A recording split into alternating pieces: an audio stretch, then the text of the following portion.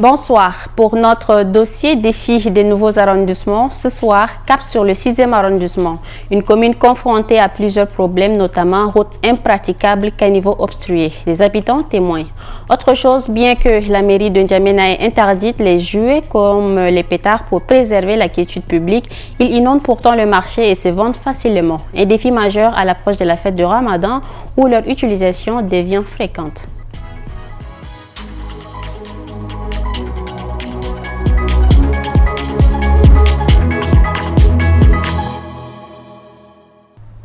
Bienvenue à tous. Installée le 5 mars dernier, la nouvelle maire du 6e arrondissement de N'Djamena, Zenaba Edith, succède à Mami Soumalé. Cet arrondissement fait face à de nombreux défis, notamment les nids de poules et le curage des caniveaux. Avec Zenaba Edith, un nouveau départ est-il possible? Élément de réponse avec Focalbo Absalon, Ralomba et Bonaventure et Ghislaine Alatarom. Avec ces deux quartiers historiques, la commune du 6e arrondissement compte ses problèmes. À Moursal et Paris-Congo, des nids de poules jonchent les rues. Les caniveaux sont constamment encrassés. Si la population est fière d'accueillir une nouvelle équipe, à l'opposé, elle ne lésine pas sur ses mots pour exprimer ses attentes.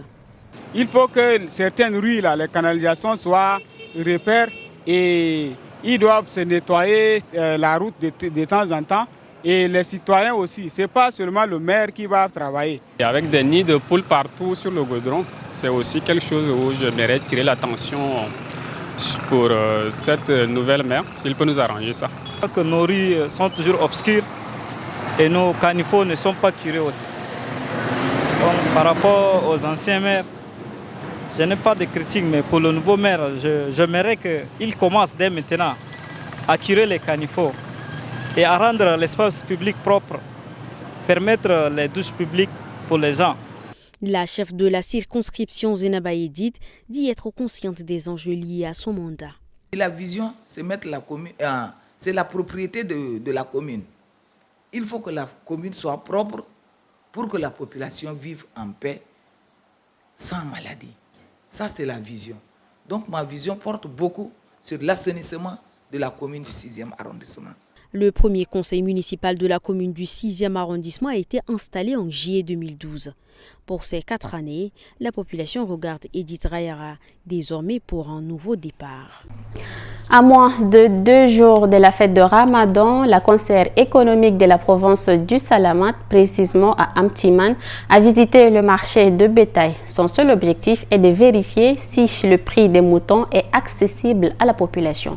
Un reportage rendu par Hassan Mordim Leila. Aucun mouton ne se vend au-delà des 40 000 francs CFA. Et le constat le montre bien. Les bêtes sont livrées à partir de 13 000 à 35 000 francs CFA. Massar Idriss, le responsable du marché de bétail d'Amtimon, renseigne que ce mouton est à la portée de tous. Notre descente aujourd'hui a vu les interventions de quelques éleveurs et le responsable du marché de bétail. Les prix sont abordables quand même. Les prix sont abordables. Donc, ce que je donne comme proposition à une solution, je demande aux éleveurs de vendre directement aux consommateurs, sans l'intermédiaire de leurs démarcheurs. Et d'aider encore, si possible, mettre un comité sur pied de prix de contrôle ou bien prix de contrôle des moutons, ou bien surveillance des prix, pour permettre aux diminués même de trouver des moutons manger à leur faim. Pour l'Eid al-Fitr de cette année, les responsables des marchés et les autorités locales sont à pied d'œuvre pour faire respecter les règles établies. Toujours dans l'effervescence de l'approche de la fête, direction N'Djamena où l'animation bat son plein dans les marchés de la capitale. Parents et enfants se pressent pour faire leur emplettes, vêtements, friandises et jouets. Mais un type de jouet attire particulièrement l'attention et suscite la controverse. Les armes en plastique explosifs, pourtant interdites par la municipalité. Un reportage signé Armel et Solmengar Maxime. Dans les allées du marché, l'ambiance est festive. Les parents négocient les prix, remplissent leurs paniers de vêtements, de bonbons, mais aussi de jouets pour le grand plaisir de leurs enfants. Parmi ces articles, des armes factices, fusils et pistolets en plastique que les commerçants écoulent sans difficulté. Le fait d'acheter des pistolets à eau et pistolets à billes, là. Au lieu de ça, des maigres sommes là, ils devraient essayer d'acheter les livres pour à ce que les enfants étudient, c'est mieux. Pour les jeux d'armes, là, moi je n'aime pas. Donc je vois à ce que l'État interdit tout ça. C'est inculquer l'idée sur un enfant. Donc le simple jeu pour l'enfant, c'est une bonne chose, mais payer les pistolets et autres, les couteaux, les trucs de guerre, moi à mon avis, je vois que ce n'est pas normal pour un enfant. Pourtant, la vente de ces jouets est officiellement interdite par la municipalité qui y voit une menace pour la tranquillité publique.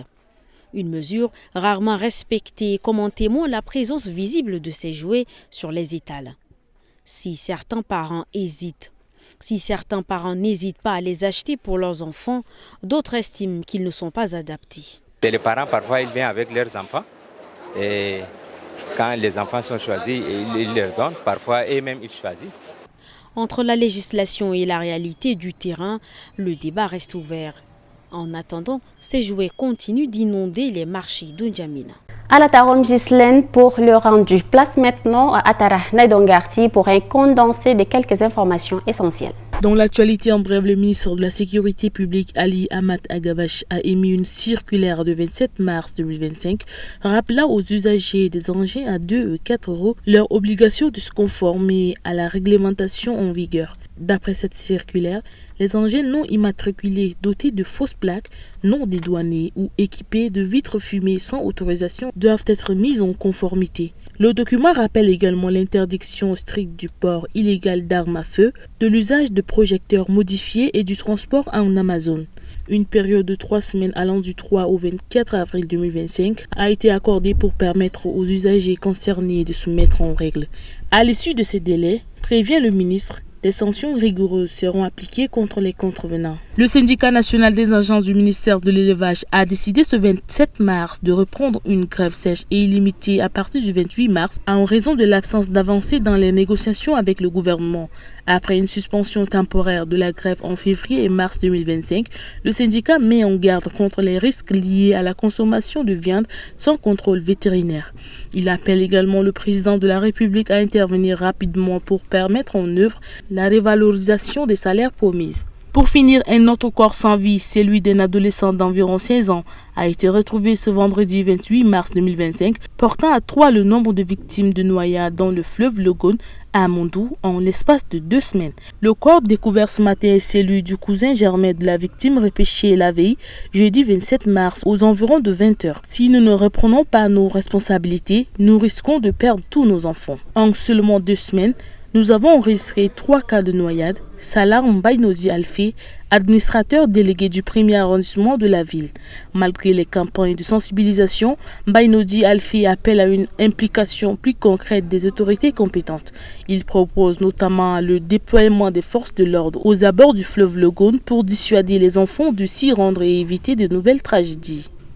À travers son projet Art Tremplin pour l'avenir des jeunes vulnérables, l'association Dakona Espoir, qui œuvre pour l'accueil et la réinsertion des enfants et jeunes démunis, a formé 45 jeunes en sculpture, peinture et la danse. Une visite de terrain organisée ce 28 mars a permis de découvrir leur œuvre. D'Aleppo, Bakar Lambert ont suivi cette visite. Reportage rendu par Mbaïla Saint-Emmanuel. Ces éléphants, hippopotames et cases sont sculptés par ces jeunes démunis. Au bout de seulement 1 mois de formation, ils ont ainsi appris un métier. Avant, j'étais dans la rue. J'ai été intégré dans la société et aujourd'hui, j'ai appris le métier de sculpteur. J'ai confiance que ce que j'ai appris va me permettre de subvenir à certains de mes besoins. J'appelle les autres enfants qui sont dans la rue à nous rejoindre. Si je veux continuer avec la danse comme ça, demain je vais faire quoi? Quand je vais devenir vieux, je vais commencer à danser bien quoi. Il faut que je cherche un métier à faire et demain je vais manger avec. Même si ce travail est à parfaire, l'un des formateurs se satisfait des résultats obtenus en si peu de temps. Le Tchad n'a plus une maison pour former les sculpteurs. Et c'est fermé il y a longtemps. Donc, Désormais, si on voudra des sculpteurs pour les amener à l'extérieur, le ministère du Tourisme et de l'Artisanat viendra chercher ici parmi nous les jeunes sculpteurs que vous voyez. À quelques kilomètres de ce centre de formation, un autre groupe de jeunes réunis au Ballet National est formé en danse. La chorégraphie est inspirée de certaines habitudes de la rue, d'où la plupart sortent.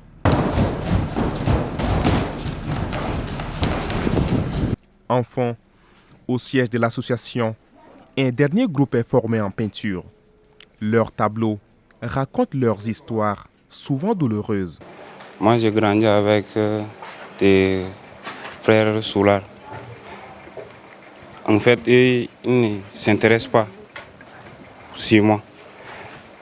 Leur problème à eux, c'est seulement que l'alcool.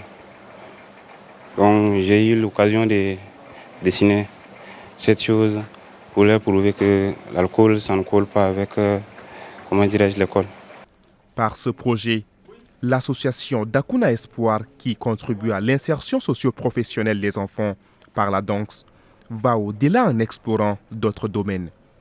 Après l'arrêt du service côté stock, place maintenant au lancement de Vite Fait. Ce vendredi 28 mars, Airtel Tchad dévoile un nouveau produit baptisé Cashback qui offre un remboursement de 10% sur les achats de forfaits tels que les appels, les mégas et les SMS. Reportage de Aimé Dolunassou et Boyom Krios.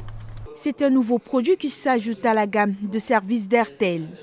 Celui-ci est dénommé Cashback, autrement dit un remboursement automatique de 10% de cash sur les opérations effectuées via le service Airtel Money, accompagné d'un bonus de 50% sur tous les achats.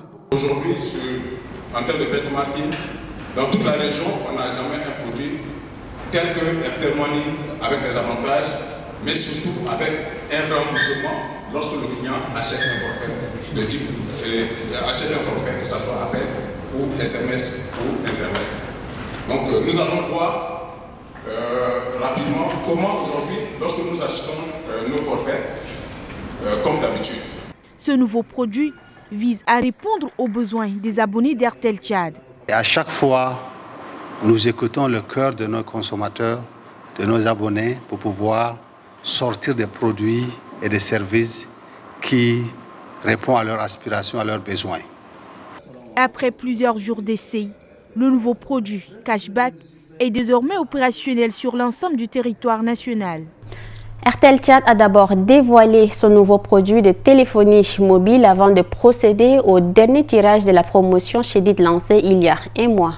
Cette campagne vise à soutenir les abonnés en ce mois de Ramadan à travers la distribution de packs alimentaires, de bassins et de routeurs faits maison.